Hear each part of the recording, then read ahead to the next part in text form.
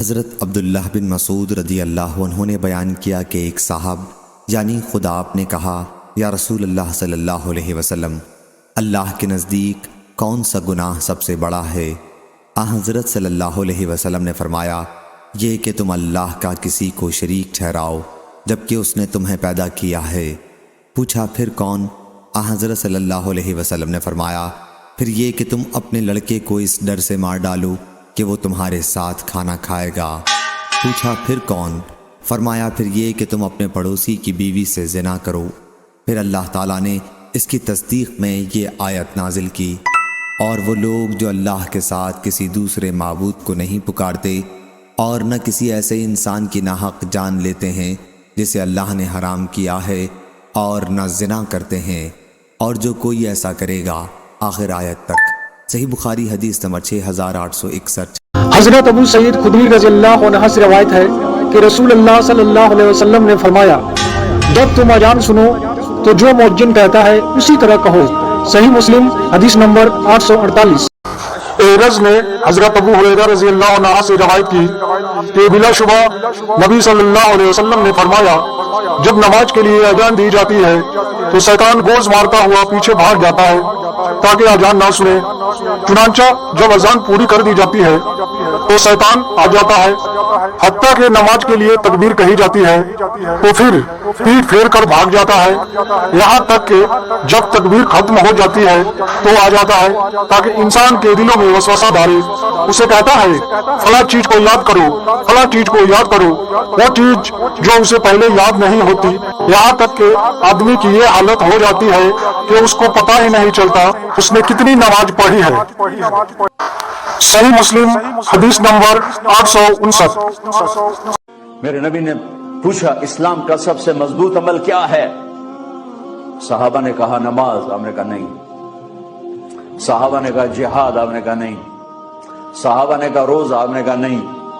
صحابہ نے کہا حج، آپ نے کہا نہیں۔ کہ یا رسول اللہ پھر آپ بتائیں؟ فرمایا دین کا سب سے مضبوط عمل محبت ہے۔ نبی اکرم صلی اللہ علیہ وسلم نے فرمایا، تم میں سے جسے اندیشہ ہو کہ وہ رات کے آخری پہر میں نہیں اٹھ سکے گا تو وہ رات کے شروع میں ہی وتر پڑھ لے، اور جو رات کے آخری حصہ میں اٹھنے کی امید رکھتا ہو تو وہ رات کے آخری حصہ میں وتر پڑھے، کیونکہ رات کے آخری حصہ میں قرآن پڑھنے پر فرشتے حاضر ہوتے ہیں، یہ افضل وقت ہے۔ جامع ترمذی حدیث نمبر 456۔ رسول اللہ صلی اللہ علیہ وسلم نے فرمایا، جو شخص میرے نام سے وہ بات بیان کرے جو میں نے نہیں کہی تو وہ اپنا ٹھکانہ جہنم میں بنا لے۔ صحیح بخاری حدیث نمبر 109۔ رسول اللہ صلی اللہ علیہ وسلم نے فرمایا، علامات قیامت میں سے یہ ہے کہ دینی علم اٹھ جائے گا اور جہل ہی جہل ظاہر ہو جائیں گے، اعلانیہ شراب پی جائے گی اور جنا قائم ہو جائے گا، یعنی پھیل جائے گا۔ صحیح بخاری حدیث نمبر 80۔ ایک دیہاتی نبی کریم صلی اللہ علیہ وسلم کی خدمت میں آیا اور عرض کی کہ آپ مجھے کوئی ایسا کام بتلائیے جس پر میں ہمیشگی کروں تو جنت میں داخل ہو جاؤں۔ آپ صلی اللہ علیہ وسلم نے فرمایا کہ اللہ کی عبادت کر، اس کا کسی کو شریک نہ ٹھہراؤ، فرض نماز قائم کر، فرض زکات دے اور رمضان کے روزے رکھ۔ دیہاتی نے کہا، اس ذات کی قسم جس کے ہاتھ میں میری جان ہے، ان عملوں پر میں کوئی زیادتی نہیں کروں گا۔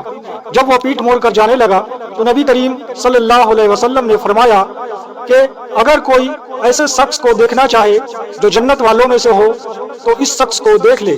صحیح بخاری حدیث نمبر 1397۔ معمر نے بیان کیا، ان سے زہری نے، ان سے سعید نے اور ان سے ابو ہریرہ رضی اللہ عنہ نے کہ نبی کریم صلی اللہ علیہ وسلم نے فرمایا، کوئی شہری کسی دیہاتی کا مال تجارت نہ بیچے، کوئی شخص نہ جشن نہ کرے اور نہ اپنے بھائی کی لگائی ہوئی قیمت پر بھاؤ بڑھائے، نہ کوئی شخص اپنے کسی بھائی کے پیغام نکاح کی موجودگی میں اپنا پیغام بھیجے، اور نہ کوئی عورت کسی مرد سے اپنی بہن کی طلاق کا مطالبہ کرے جو اس مرد کے نکاح میں ہو، تاکہ اس طرح اس کا حصہ بھی خود لے لے۔ صحیح بخاری حدیث نمبر 2723۔ قال رسول اللہ صلی اللہ علیہ وسلم، بنی الاسلام على خمس، شہادت ان لا الہ الا اللہ وأن محمد رسول الله وإقام الصلاة وإيتاء الزكاة والحج وصوم رمضان۔ رسول اللہ صلی اللہ علیہ وسلم نے فرمایا اسلام کی بنیاد 5 چیزوں پر قائم کی گئی ہے۔ اول، گواہی دینا کہ اللہ کے سوا کوئی معبود نہیں اور بے شک حضرت محمد صلی اللہ علیہ وسلم اللہ کے سچے رسول ہیں، اور نماز قائم کرنا اور زکوٰۃ ادا کرنا اور حج کرنا اور رمضان کے روزے رکھنا۔ صحیح بخاری حدیث نمبر 8۔ تو نبی پاک صلی اللہ تعالی علیہ وسلم نے 3 چیزیں ارشاد فرمایا یہ 3 کام کر لینا اللہ تمہیں نجات عطا کر دے، تم بچ جاؤ گے دنیا اور آخرت میں۔ 3 کام۔ حضور کون کون سے؟ فرمایا کہ اپنی زبان کی حفاظت کرنا۔ دوسرا، رسول کریم صلی اللہ علیہ وسلم نے فرمایا تمہارا گھر تمہارے لیے بہترین جگہ ہے، ہمارا نہ پھرنا، بلا وجہ نہ گھر سے نکلنا۔ تیسرا، نبی پاک نے فرمایا جو خطائیں تم نے کی ان پہ رویا کرو، اللہ کی بارگاہ میں رویا کرو ان خطاؤں۔ انسان جب 5 ٹائم نماز پڑھتا ہے نا، وہ سمجھتا دیکھو یار میں 5 ٹائم کا نمازی تو ہوں، یہ تو نماز ہی نہیں پڑھتا۔ پورے رمضان کے روزے رکھے، اس نے ایک بھی روزہ نہیں رکھا۔ یہ جو کمپیریزن ہے نا کہ میں بہتر ہوں، شیطان نے ایک بار کہا تھا انا خیر من، میں اس سے بہتر ہوں۔ شیطان پہلے سے مردود نہیں تھا، فرشتوں کا استاد تھا، مگر وہ برباد ہو گیا ایک بار تکبر کر کے۔ آج وہ شخص سوچے جو روز تکبر کرتا، اس کا بنے گا کیا؟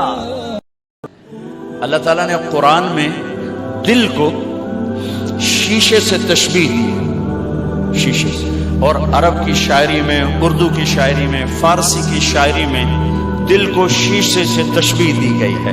میں صرف قرآن سے آپ کو بات کر رہا ہوں۔ المصباح فی زجاجہ الزجاجۃ کأنها کوکب درّی، یہ دل شیشہ، شیشے سے تشبیہ دینے میں پتہ نہیں کتنی وجوہات ہیں۔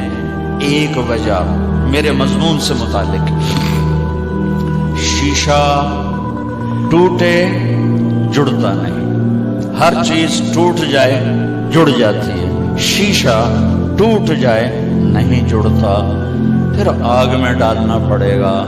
یہ کم بخت دل بھی کچھ ایسا ہے کہ ٹوٹے تو جڑتا نہیں، اور اسے توڑنے کے لیے خنجر نہیں چاہیے، یہ زبان ہے جس سے یہ کٹتا ہے، اور اس کو جوڑنے کے لیے کوئی آئنٹمنٹ نہیں چاہیے، یہی زبان کا میٹھا بول ہے جو اسے جوڑ دیتا ہے۔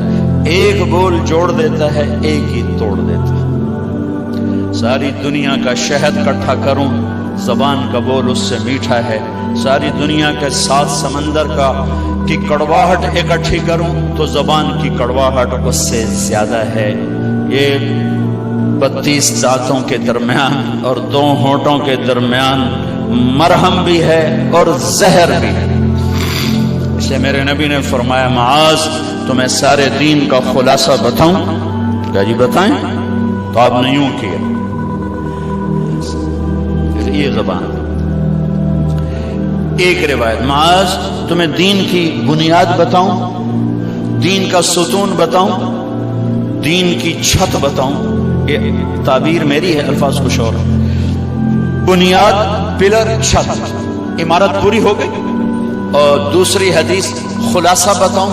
خلاصہ سارے کتنا خوبصورت انداز ہے سمجھانے کا۔ انہوں نے کہا جی کیا ہے؟ تو آپ نے کہا یہ کہ زبان قابو میں رکھنا، کف ہذا کف ہذا، اسے قابو میں رکھنا، اسے قابو میں رکھنا۔ لقمان علیہ السلام کا فرمان ہے چپ رہنے پہ کبھی نہیں پچھتایا، جب بھی پچھتایا اپنے بول پہ پچھتا۔